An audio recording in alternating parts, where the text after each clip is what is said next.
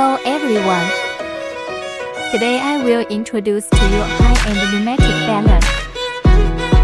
First, let's take a look at the unboxing of this machine.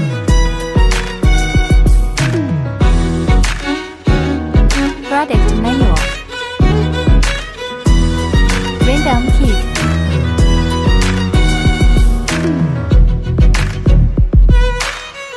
Body. This electric baler is suitable for strapping with a width of 13到19毫米. Belt thickness is 0.5到 1.2毫米. Suitable for industries such as brick factories, aluminum factories, paper factories, building materials, etc. The bearings of this baler are all imported accessories. All wearing parts are titanium plated. Wear resistance will be better before the machine is used. Connect the pneumatic air source interface to the air intake joint of the machine. The machine's silver button is the tightening button. The orange button is the welding button.